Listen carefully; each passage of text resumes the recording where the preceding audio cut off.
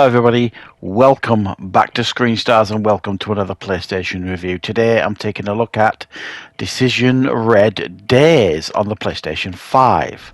Now this was released earlier this week and it is, well, how do you best describe this? It's like an isometric action RPG with survival elements and tower defense elements as well. It is... On the surface, it kind of presents itself as a fairly forgettable game. I mean, the thumbnail when you're kind of going through the PlayStation Store isn't particularly inspiring. The first cutscene when the game turns on isn't particularly inspiring.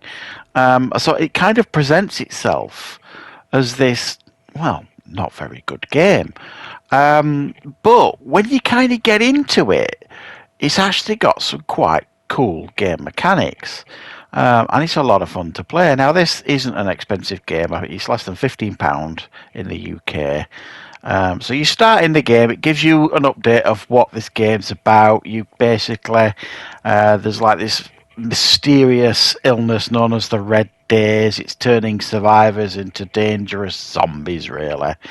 And the whole world's in chaos. Now, you are a survivor. You're allowed to kind of choose your character at the beginning. There's a basic kind of customization thing for you to choose your character. You end up at this camp with a character called Frank, and you are given the task of upgrading this camp. Now, this is essentially the gameplay loop here with this game. Is you will go to like settlements, and the small ones to start with. And in these settlements are a number of things. There's like defences, like mounted turrets sort of thing. There's like a radio tower. There's a warehouse, that kind of stuff.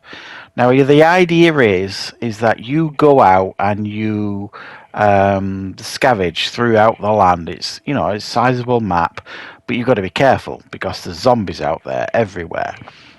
So you'll go, you'll get loot materials by killing zombies, by looting certain areas. You bring them back to your base and then you upgrade, basically. Upgrade your turrets so they're more powerful, upgrade everything. And you've got like this radio emitter. Now this radio emitter protects you from this red daze, this kind of red mist sort of thing. It protects the area around your settlement. Now, as you upgrade it, that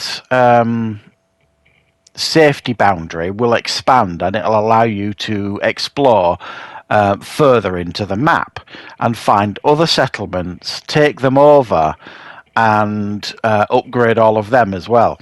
So that's essentially the idea. So you'll go out into the world, get your supplies, find weapons, find materials, find loot, but you'd have also got to find survivors who will join you.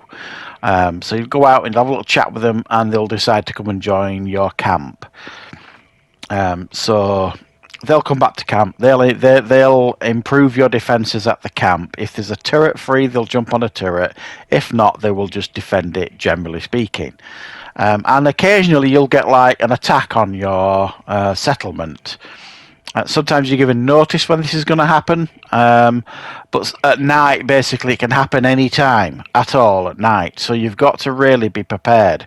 During the day, make sure you've got all your supplies up, you've got everything upgraded, all your health packs ready, that kind of stuff.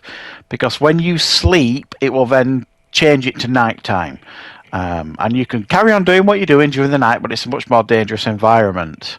But you've got some like zombies to take care of during the night to make sure that your camp remains safe. Then you sleep again, daytime comes up, and then it's back to square one.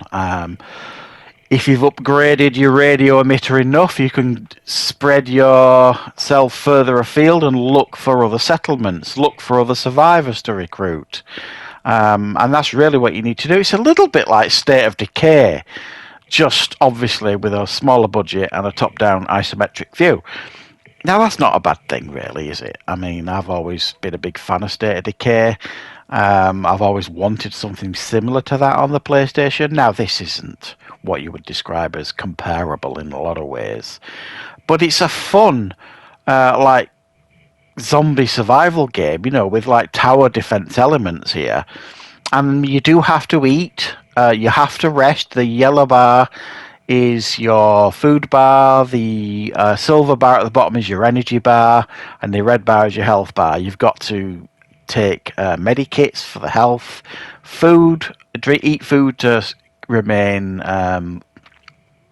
keep your food bar up, and then you've got to sleep to get your energy up as well. If you don't do those things, then it's not a good thing, really. You've got to basically manage them all.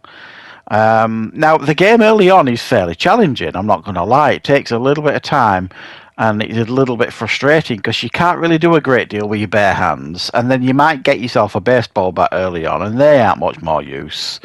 But once you get hold of a decent weapon, and I mean like a handgun, it makes the game much easier and much more manageable. But even then, you get a little bit overconfident because then you'll get, like, as you can see here, you get swarmed by zombies in some places that you go, and you're just not prepared for it.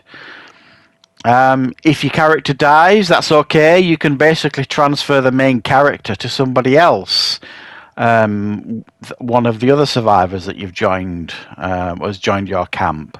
But if you've got enough medical expertise, you can always heal downed survivors, so to speak. They're not dead unless you kind of sleep while they're unconscious.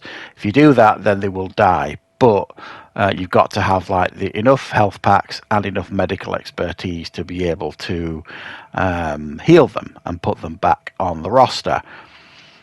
So I'll be honest, I'm quite enjoying this one. This has really surprised me a little bit. It's not the prettiest game you're ever going to play. And like I say, it's not a great introduction. It doesn't give you a great introduction to the game in regards to the cutscenes and that kind of stuff. But the mechanics are actually much deeper than you expect them to be. The game is a bit of a challenge, but in a good way. And once you get a good weapon and you get used to how to handle it and how to aim, and it's like you aim with a thumbstick and then press right one to shoot. Once you get used to that, I tell you what, you can mow down some waves of enemies with this. You can even jump on the turrets and do that, the tower defense bit if you want, or you can leave that to the people in your camp.